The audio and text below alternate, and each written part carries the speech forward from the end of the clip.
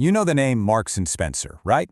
It just screams timeless British quality. I mean, they're a global retail giant, but get this. In India, which is arguably one of the hottest markets on the planet, something's not quite right.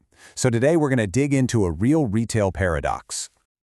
All right, check out this number, -8%. That's not a typo. That is the official drop in Marks & Spencer's own sales in India just last fiscal year. Now think about that. For a brand this big, in a market that's absolutely exploding, a number like that isn't just a little dip. No way. It's a massive, flashing red flag. So that brings us to the big question, right? The Indian apparel market is on fire. We're talking a blistering 12% growth every year. So how on earth, in an environment like that, does a giant like M&S actually go backward? It just doesn't add up. Let's try to solve this puzzle. Okay, so first up, let's just lay out the paradox itself, because it's pretty wild.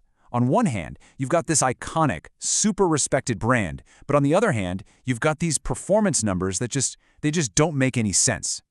I mean, just look at the contrast here. It's a real head-scratcher. Globally, M&S is a 13 billion-pound behemoth, and it's not like everything's failing in India. They've got some huge bright spots. Their lingerie, winter, and swimwear sales, for instance, shot up by 228%. Incredible, right? And yet, the overall performance is just weak. That, right there, is the heart of the paradox. And here's the thing, this isn't some new kid on the block just trying to figure things out. Nope, M&S has been in India for more than 20 years. They've got a joint venture with the absolute powerhouse that is Reliance Retail. You'd think that's a massive advantage, right? They've even tried to rethink their brand to appeal to a younger crowd. But after all that time, all that effort, their journey has led them right back to this, that 8% sales dip. So, you gotta ask, what was their game plan for India? And honestly, when you look at it on paper, it seems pretty smart. They've got this whole British-Indian strategy, basically trying to blend their famous global identity with a perfect local fit. And this is their core promise right here. Timeless British quality, tailored for India. So the idea isn't to just, plop a British store down in the middle of Mumbai and call it a day. It's much smarter than that. The goal is to sell that classic heritage of quality, but make absolutely sure the products themselves, we're talking the fits, the fabrics, everything, are designed specifically for the Indian customer. In this table, it shows you exactly who they're trying to win over. They've totally zeroed in on that urban, middle to upper class professional. Their main target, working women between 25 and 45. And they're positioning themselves as affordable luxury. So, not cheap, but, that nice, accessible step up. They're also pushing hard on sustainability and the fact that a whopping 70% of their stuff is localized. So how do they get the word out to these folks? Well, you can see their promotional mix is super heavy on digital. A full 50% of their budget goes there. And that makes total sense, right? If you're targeting a tech-savvy, urban professional, that's exactly where you need to be. Now, a huge part of their brand identity is something called Plan A. And look, this isn't just some greenwashing or marketing fluff, it's their core sustainability blueprint. The big bet here is that this focus on being eco-conscious is going to really resonate with the modern Indian consumer. So on the surface, the strategy looks pretty solid, doesn't it? Well, the thing is, no strategy exists in a vacuum.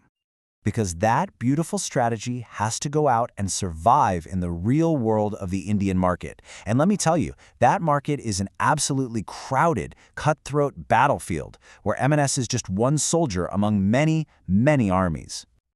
And this right here really lays out the fundamental clash of titans. You've got M&S on one side selling quality, heritage, and sustainability, all at a premium price. Then on the other side, you have their biggest international rivals, Zara and H&M, and they are playing a totally different game. They're all about lightning-fast, super trendy fashion at rock-bottom, aggressive prices. They're not selling British heritage, they're selling global youth culture. And the sheer scale of the competition, it's just immense. Take a look at this chart. The local, unorganized market, we're talking street vendors, small shops, still makes up more than half of the entire industry. Even M&S's own partner, Reliance, has a huge 10% slice with their Trends brand. And M&S, they're fighting tooth and nail for a tiny little 1–2% sliver of just the premium segment. Suddenly, that -8% sales dip starts to make a little more sense, doesn't it? Okay, so let's tie all of this together with a good old-fashioned SWOT analysis. This is where we really connect M&S's internal game plan to what's actually happening in the market outside. Looking inward, their strengths are obvious, right? They've got that powerful brand name, an amazing partner in Reliance, and they're a real leader in sustainability. But the weaknesses are just as stark. You've got that weak performance we talked about, prices that are just too high for a lot of people, and a really tiny physical footprint. I mean, 71 stores compared to the thousands that their competitors are running. Then, when you look outside, the opportunities are massive. You've got booming e-commerce, the chance to expand into smaller cities, and that growing desire for sustainable stuff. But the threats, they're just as big. The nonstop pressure from fast fashion, inflation squeezing everyone's wallets, and rising costs that make their premium prices an even tougher sell. Okay, so that's the problem in a nutshell. A really tough mix of their own weaknesses and some pretty scary external threats. So the big question is, how do they fix this? Let's take a look at a potential blueprint for a comeback.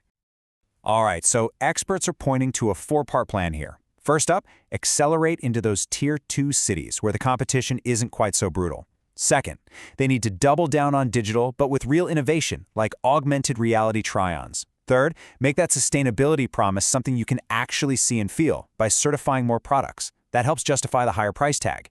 And finally, number 4, get creative with pricing. Maybe introduce some more accessible entry-level products that don't dilute the main brand. So, when you boil it all down, the crucial point is this. It's a subtle change, but it's absolutely profound. M&S can't just be a British brand that happens to be in India anymore. If they really want to win, they have to become a truly Indian brand that just happens to have a rich British heritage. And that leaves us with one final, critical question. For decades, the Marks & Spencer brand has been all about its heritage. But to finally crack this Indian paradox, what's going to matter more going forward? Their legacy or a bold new wave of innovation? That, my friends, is the multi-billion-pound question they now have to answer.